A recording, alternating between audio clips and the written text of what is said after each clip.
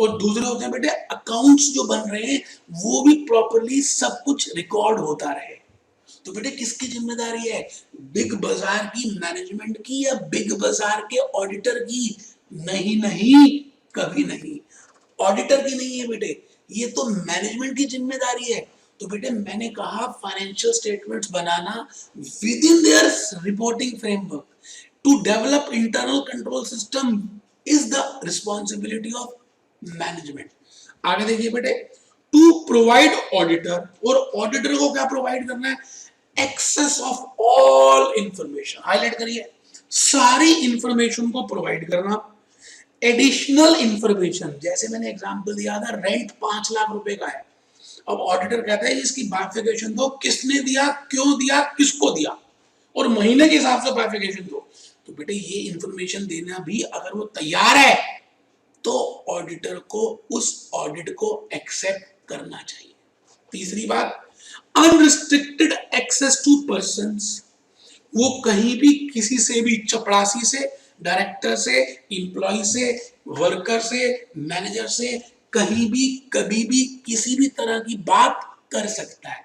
मतलब अकाउंट्स, उसके ऑडिट से रिलेटेड जो मदद आएगी कर सकता है। तो बेटे प्री कंडीशंस देखिए, मैंने लिखी हुई है pre conditions before accepting this. अब पहली प्री कंडीशन है कि फाइनेंशियल स्टेटमेंट्स का प्रिपेयर होना और with in financial reporting framework. एक बच्चा कहता है मास्टर पागल हो गया, बार बार बोल रहा है फाइनेंशियल रिपोर्टिंग फ्रेमवर्क, बताता नहीं है financial reporting framework, financial reporting framework. बता रहा हूं ना बेटे, फाइनेंशियल रिपोर्टिंग फ्रेमवर्क का मतलब क्या होता है बता रहा हूं बेटे। मैं आपसे ये कह रहा हूं कि आप 11th क्लास से अकाउंट्स बनाते आ रहे हैं, अकाउंट्स बनाते समय हम कुछ बेसिस के ऊपर अकाउंट्स बनाते हैं, मतलब कुछ कंसेप्ट्स पे हम अकाउंट्स बनाते हैं, कुछ कुछ पॉलिसीज के बेसिस पे हम अकाउंट्स बनाते हैं, और धीरे धीरे आपको पता चला कि हम कुछ अकाउंटिंग स्टैंडर्ड्स के बेसिस पे अकाउंट्स प्रिपेयर करते हैं। बेटे जिस भी बेसिस पे हम अकाउंट्स बनाते हैं इसको बोलते हैं बेटे financial, it is named as financial reporting framework. बेटे इसका नाम है फाइनेंशियल रिपोर्टिंग फ्रेमवर्क, FRF।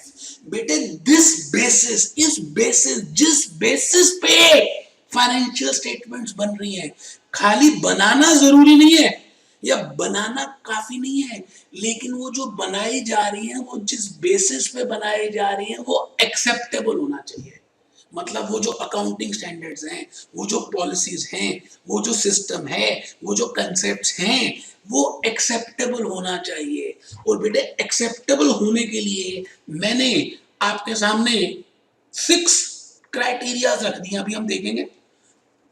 मैंने क्या रखे बेटे, ऐसे 210 ने बताया है 6 criterias to check, 6 criterias to check whether financial statement framework is acceptable or not, is acceptable or not। 6 benchmark हमने रख दिए इंस्टीट्यूट ने, अगर वो 6 के 6 पूरे होते हैं तो हम मानेंगे कि वो क्या, वो फाइनेंशियल स्टेटमेंट जो बना रहे हैं उसका जो फ्रेमवर्क है वो एक्सेप्टेबल है। और बेटे उसको याद करने के लिए मैंने आपके सामने अभी बताना है SSRRUN। एक सेंटेंस हम याद करेंगे बेटे, S स्क्वायर कर ले, R स्क्वायर कर ले, UN। बेटे इससे आपको वो 6 क्राइटेरियाज याद हो जाएंगे जो मैं बताने वाला हूं। तो बेटे इंस्टीट्यूट 210 में ये कह रही है कि एक ऑडिटर को कोई भी फाइनेंशियल रिपोर्टिंग स्टेटमेंट फ्रेमवर्क को चेक करने के लिए ये देखना चाहिए कि क्या वो सूटेबल है। पहली चीज ये देखिए जी, पहला सूटेबल। बेटे मैंने लिखा ना 2 बार S लिखा, तो पहला S है सूटेबल के लिए, वो बेटा थोड़ी सी प्रिंटिंग मिस्टेक है इसमें, मैंने इसको देखिए ठीक कर दिया। ये देखिए पहला एरो डाल दीजिए सूटेबल, पहला तो सूटेबल ही है। दूसरा बेटे सफिशिएंट के लिए बी, बेटे बी सफिशिएंट के लिए, वो बेटे प्रिंटिंग में ऊपर नीचे होगा थोड़ा सा, बी सफिशिएंट के लिए, सी एल एरो डालिए रेलेवेंस के लिए, डी रिलायबिलिटी के लिए, ए सूटेबल के लिए, बी सफिशिएंट के लिए, सी रेफरेंस रेलेवेंस के लिए, डी रिलायबिलिटी के लिए, और बेटे ई न्यूट्रलिटी के लिए, और एफ अंडरस्टैंडेबिलिटी के लिए है। एफ अंडरस्टैंडेबिलिटी के लिए है। तो बेटे 6 क्राइटेरियाज हमें ध्यान रखने हैं फाइनेंशियल रिपोर्टिंग फ्रेमवर्क को चेक करने के लिए कि क्या वो रिपोर्टिंग फ्रेमवर्क एक्सेप्टेबल है या नहीं है। तो पहला क्राइटेरिया है सूटेबल।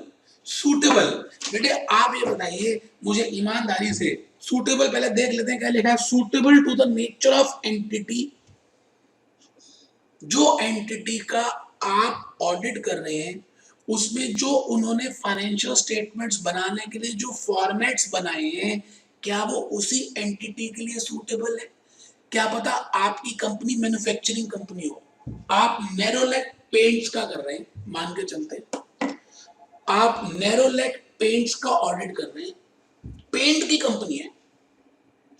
अब बताइए जी जो मैनेजमेंट है नैरोलैक की, अगर वो बैंकिंग कंपनी के फॉर्मेट्स यूज कर देगी फाइनेंशियल स्टेटमेंट बनाते समय, तो क्या ये सूटेबल है?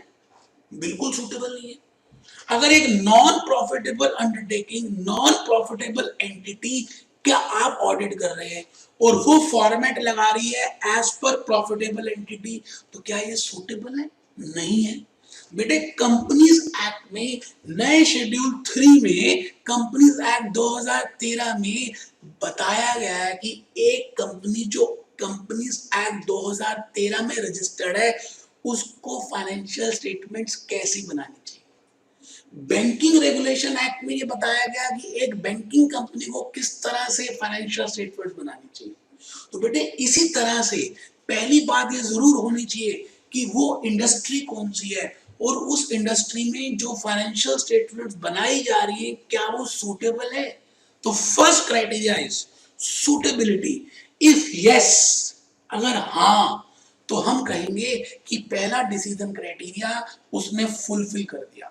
दूसरा सफिशिएंट, दूसरा अब मैंने थोड़ा सा चेंज कर दिया ना बेटा उसको, दूसरा बेटे सफिशिएंट मतलब बी तो सफिशिएंट हो गया। क्या मतलब सफिशिएंट? बैंक शुड बी,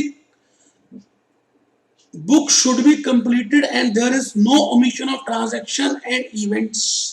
मतलब जो बुक्स ऑफ अकाउंट्स हैं वो पूरी कंप्लीट होनी चाहिए, उसमें कुछ ऐसा नहीं कि कोई आइटम हमने छोड़ दी। मान लेते हैं आपका काम है बिजनेस ऑफ वैल्यूएशन, आप लोगों की वैल्यूएशन करते हैं और आपका खुद का बिजनेस भी वैल्यूएशन का ही है, तो आपको उसमें क्या होता है हर चीज की डिटेल्ड आइटम चाहिए होती है। उसके लिए आपने फाइनेंशियल स्टेटमेंट को समरी फॉर्म में प्रिपेयर कर दिया, तो नहीं बेटे ऐसा नहीं कर सकते। इसका मतलब आप जब किसी का ऑडिट करने जा रहे हैं तो उसको पूरी की पूरी इंफॉर्मेशन सफिशिएंट होनी चाहिए जिससे कि आप उसको ऑडिट कर पाए, तभी हम कहते हैं it is named as acceptable financial reporting framework. अब बात समझ रहे हैं, एक्सेप्टेबल फाइनेंशियल रिपोर्टिंग फ्रेमवर्क के लिए 6 मापदंड है, 2 S 2 R 1 N 1 U, 2 S 2 R 1 N 1 U। पहला S मैंने करा दिया, मैंने फर्स्ट S बताया सूटेबल, फिर दूसरा S बताया सफिशिएंट, तीसरा बताने जा रहा हूं रेलेवेंस। एक बार पढ़िए, रेलेवेंस में मैंने क्या लिखा, information should be relevant as per the purpose of financial reporting statements, FRF of interim. बहुत बढ़िया, आपने 6 महीने के लिए मैनेजमेंट ने इंटरिम फाइनेंशियल रिपोर्टिंग बनाई, 6 महीने की बनानी होती है मान लो, उसमें उनका कुछ अलग से फ्रेमवर्क था। अब वो फ्रेमवर्क आप एनुअल फाइनेंशियल स्टेटमेंट्स में नहीं लगा सकते, क्यों? क्योंकि उसकी रेलेवेंस थी इंटरिम फाइनेंशियल रिपोर्टिंग की, अभी रेलेवेंस है presentation of accounts in annual general meeting. आप मेरी बात को समझ रहे हैं? मैंने कहा रेलेवेंस भी होना चाहिए। आपने अभी फाइनेंशियल स्टेटमेंट्स प्रिपेयर की थी 3 महीने के लिए for bank loan, bank loan के लिए बनाई थी।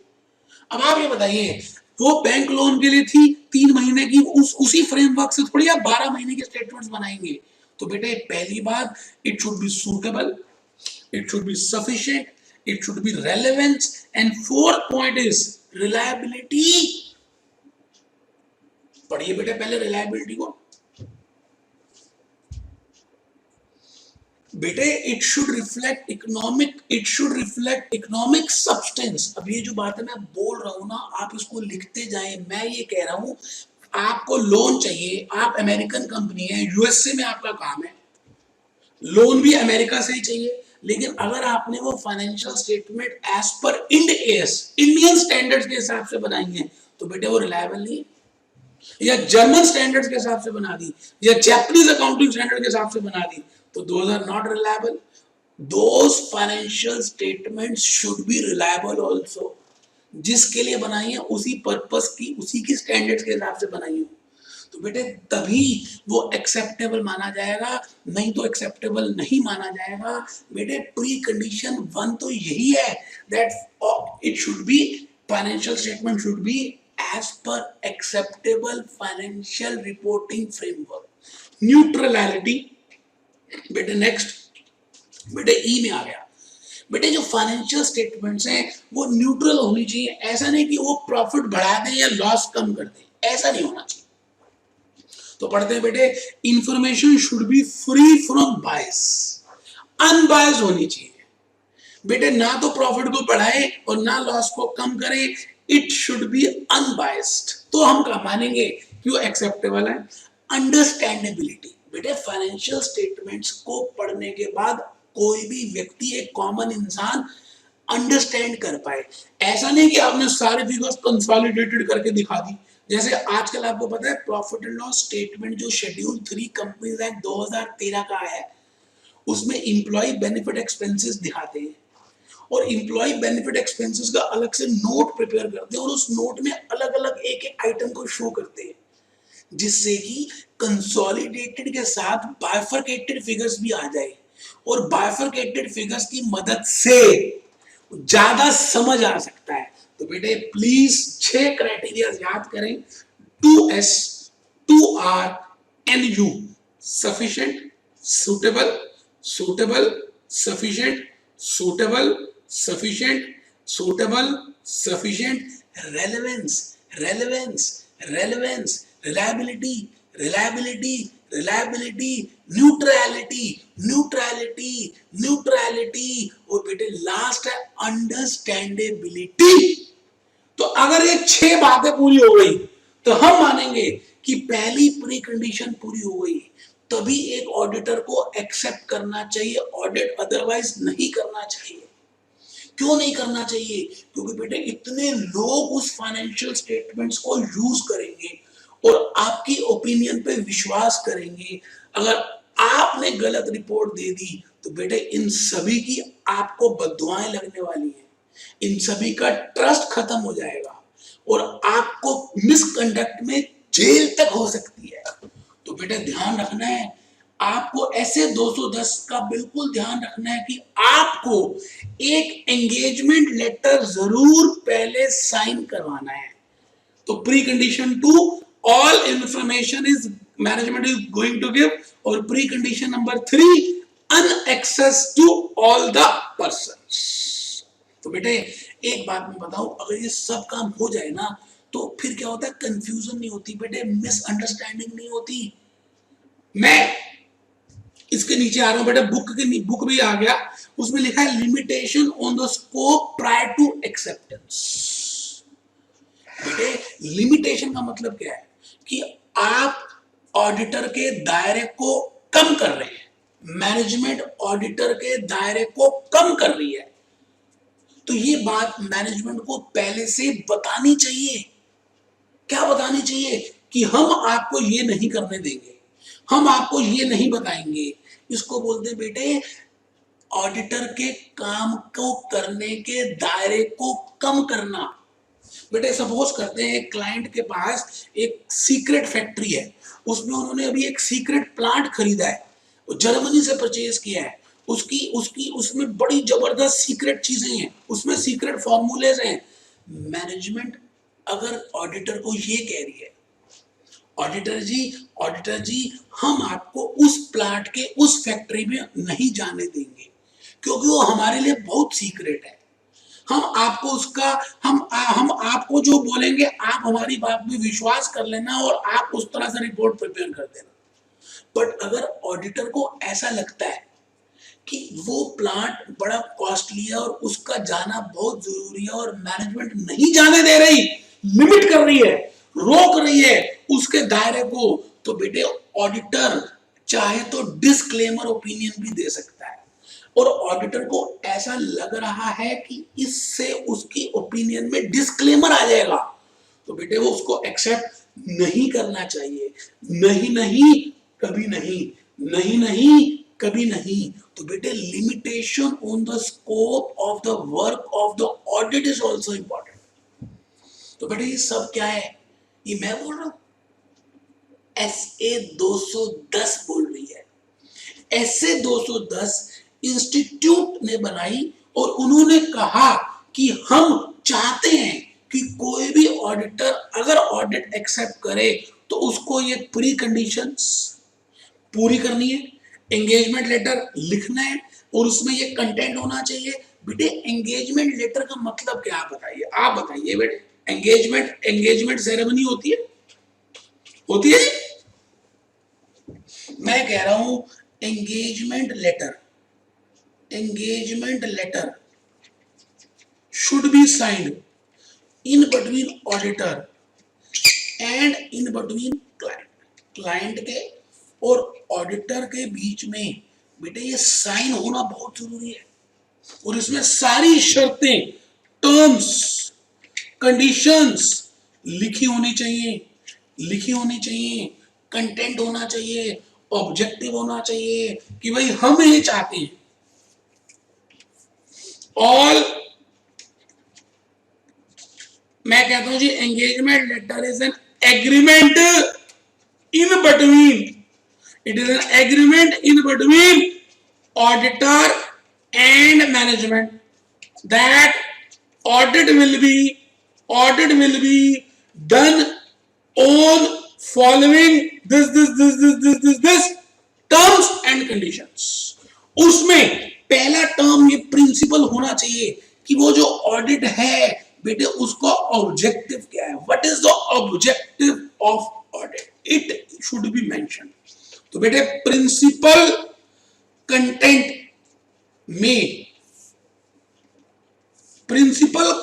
में बेटे मैंडेटरी क्लॉज होना चाहिए, mandatory clause should be there.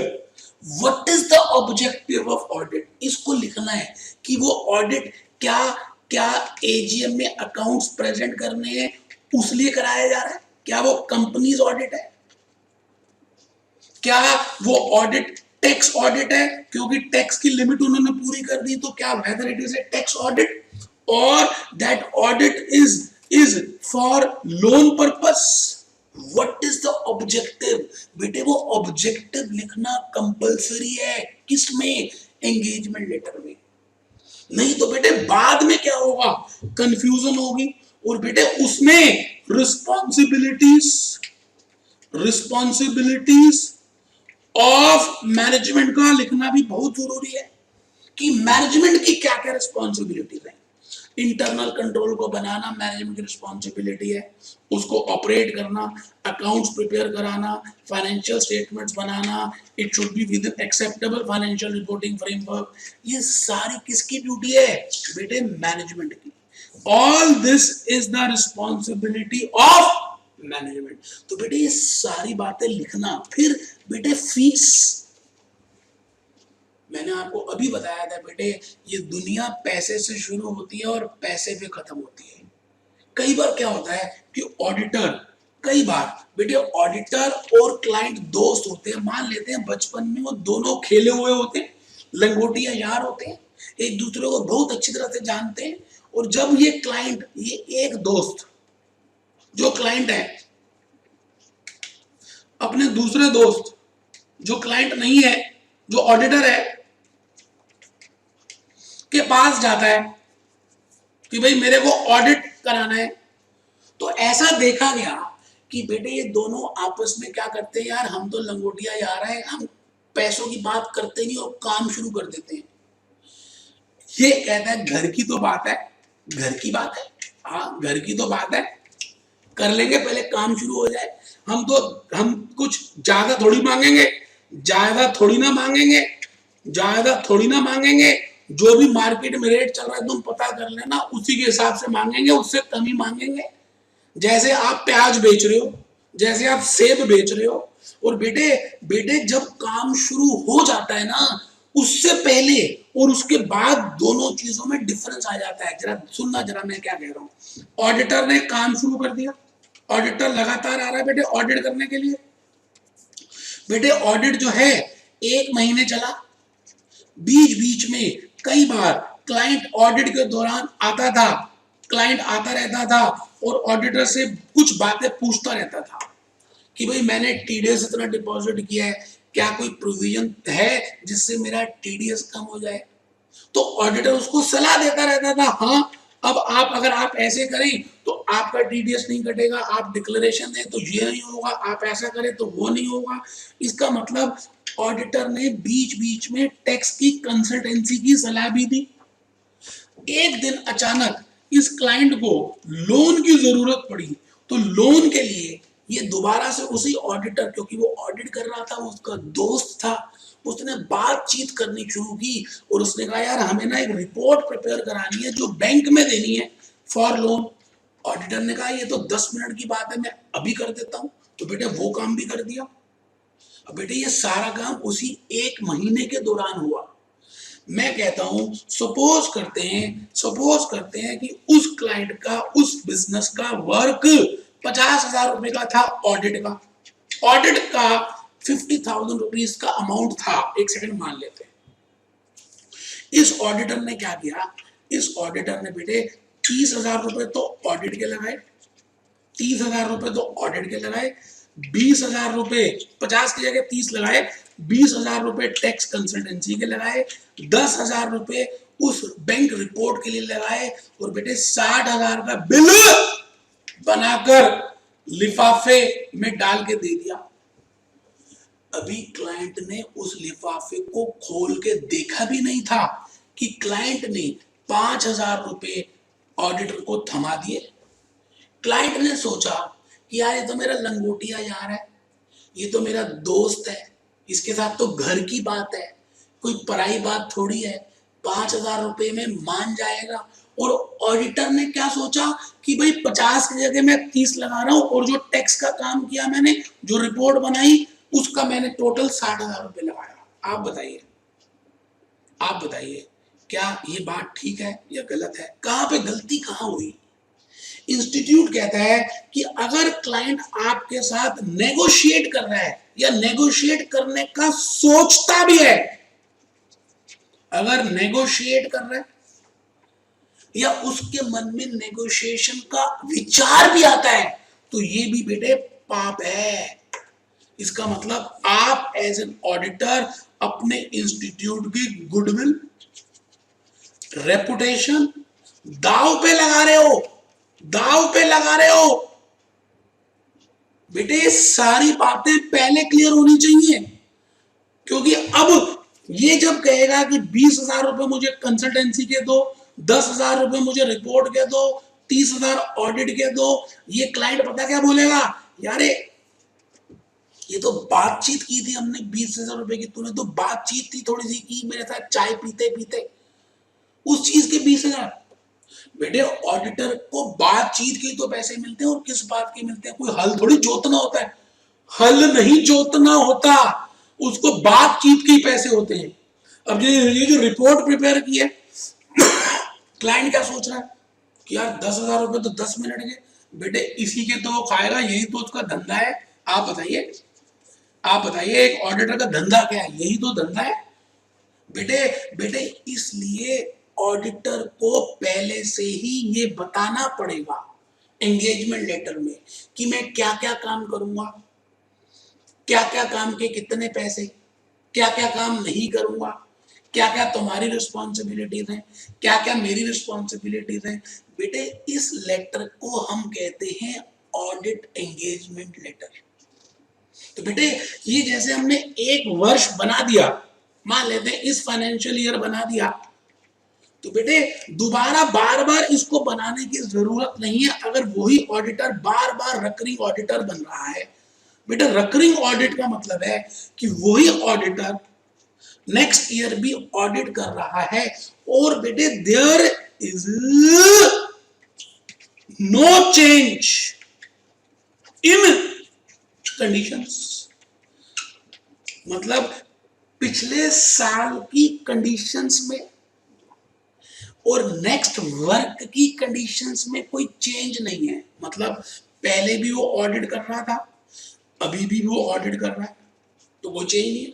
लेकिन अगर वो पहले ऑडिट के साथ टैक्स कंसल्टेंसी देता था, अब वो कह रहा है कि मैं टैक्स कंसल्टेंसी नहीं दूंगा, तो बेटे फिर एंगेजमेंट लेटर की जरूरत पड़ेगी, चाहे वो रिकरिंग ऑडिट भी क्यों ना हो।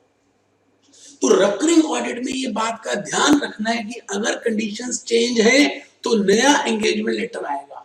तीसरी बात बेटे बेटे अगर there is a change in, अभी देखेंगे बेटा सब लिखा मैंने, if there is a change in engagement by client without justification, आराम से बेटा आराम से, विदाउट जस्टिफाइड रीजन। बेटे अगर एंगेजमेंट में चेंज आया क्लाइंट की वजह से, जैसे पिछली बार ऑडिटर डेटर के बैलेंस को कंफर्म करता था, इस बार क्लाइंट कह रहा है कि इस साल ना आप क्या करना, डेटर के बैलेंस को कंफर्म मत करना, तो बेटा there is a major change in the engagement without any justification. तो बेटे ऑडिटर क्या कहेगा कि मैं आपकी शर्तों में काम थोड़ी करूंगा, मैं अपनी शर्तों में काम करूंगा। तो बेटे आपको उस केस में दोबारा से न्यू एंगेजमेंट लेटर प्रिपेयर करवा लेना चाहिए और क्लाइंट से साइन करवा लेने चाहिए। मैं नहीं बोलती, ऐसे 210 बोलती। तो बेटे ऐसे 210 है क्या कि क्लाइंट के बीच में और ऑडिटर के बीच में कोई कंफ्यूजन ना रहे, कोई मिसअंडरस्टैंडिंग ना हो और सीए की, सीएस की या सीएमए की, ये प्रोफेशनल्स की रेपुटेशन डाउन ना हो, गुडविल डाउन ना हो, और उसके साथ साथ ये ऐसी फाइनेंशियल स्टेटमेंट्स पे ओपिनियन दें जिससे दुनिया उस पर रिलाय करे, एक विश्वास का माहौल बन जाए। और बेटे कहते हैं कि अगर शर्तें पहले से क्लियर हो ना मेरे बच्चे, तो फिर लड़ाई झगड़े होने के चांसेस कम होते हैं। तो आइए एक बार हम उस बुक में से एक बार दोबारा से खोल कर देखें, एंगेजमेंट लेटर और टर्म्स ऑफ एंगेजमेंट। बहुत बढ़िया बात बोल रहा हूं बेटे, निकाल लीजिए पेज 74 है। Engagement letter means agreement between client and auditor. Highlight करिए, मैंने हाईलाइट किया है, हाईलाइट किया बेटे, देखो देखो ना मेरे बेटे, it is agreement between client and auditor, client and auditor. It is compulsory to make, it is compulsory to make engagement letter. बेटे एंगेजमेंट लेटर बनाना बहुत जरूरी है। अगर ऑडिटर बिना एंगेजमेंट लेटर के एक्सेप्ट कर लेता है तो मिसकंडक्ट तक की प्रोविजंस है हमारे इंस्टीट्यूट की तरफ से। Auditor should send an engagement letter preferably before commencement of engagement. Engagement letter should include mandatory clause, underline कर दीजिए, उसमें ये क्लॉज तो होना ही चाहिए। कुछ क्लॉज मैंडेटरी हैं, कुछ क्लॉज नॉन मैंडेटरी हैं। मैंडेटरी में क्या, ऑब्जेक्टिव जरूर पता होना चाहिए कि ये ऑडिट कराया क्यों जा रहा है, क्या टैक्स ऑडिट की वजह से, क्या कंपनीज एक्ट की वजह से, क्या क्या बैंकिंग रेगुलेशन की वजह से, क्या बैंक फाइनेंस की वजह से? तो ऑब्जेक्टिव रिस्पॉन्सिबिलिटी ऑफ मैनेजमेंट भी लिखा होना चाहिए बेटे उस एंगेजमेंट लेटर में। आइडेंटिफाई फाइनेंशियल रिपोर्टिंग फ्रेमवर्क, और बेटे उसमें फाइनेंशियल रिपोर्टिंग फ्रेमवर्क के बारे में भी 6 क्राइटेरियाज मीट हो रहे हैं या नहीं हो रहे। कौन से बेटे? Suitable, sufficient, relevance, reliability, neutrality, understandability. 2 S, 2 R, एक एन, एक यू। ठीक है बेटे।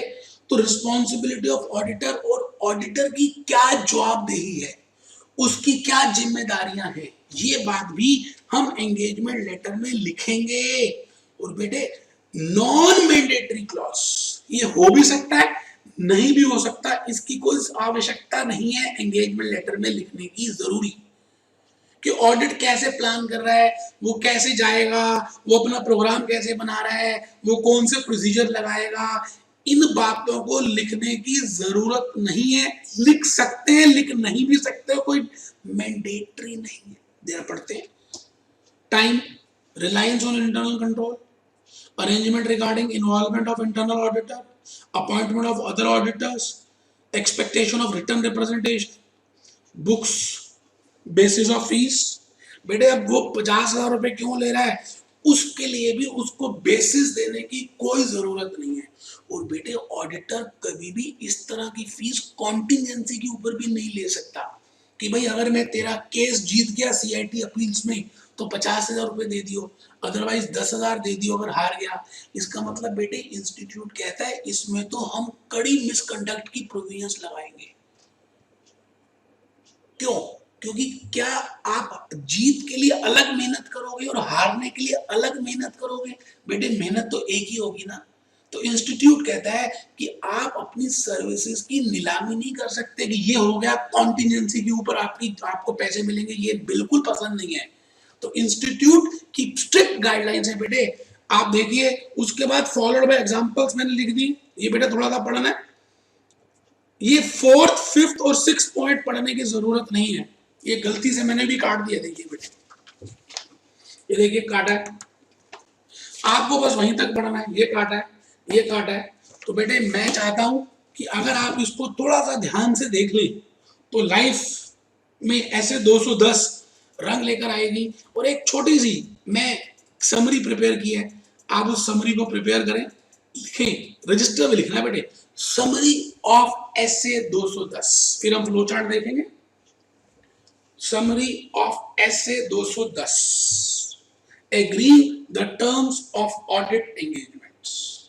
पहली बात मैंने बताई प्री कंडीशंस। प्री कंडीशंस में बताया acceptable financial reporting framework, SS, RR and U, all types of information and unrestricted access।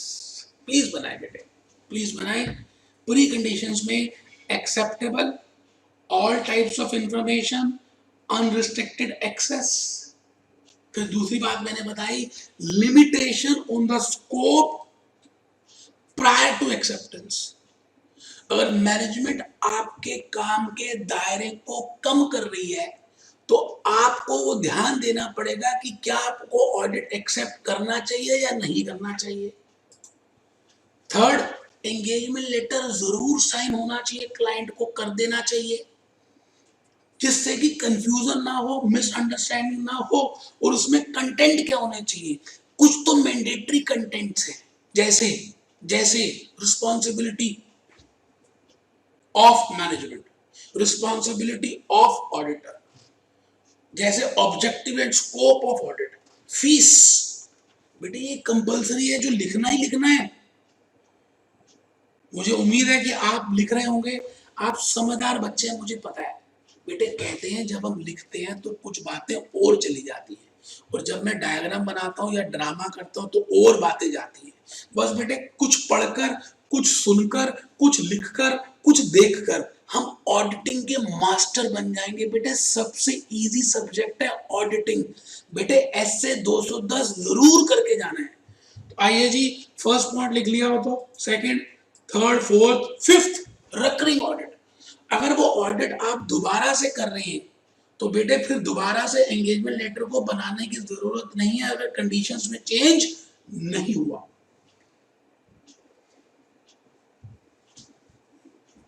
तो बेटे मैं ये चाहता हूं कि ऐसे 210 आप करके जाएं और बुक से जितना मैंने पार्ट बोला उतना कर लें।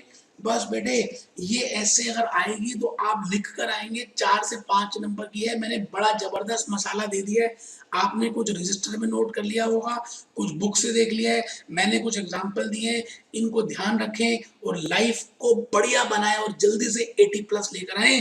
B happy, be jolly, be cheer. आइए बेटे, be happy, be jolly, be chair.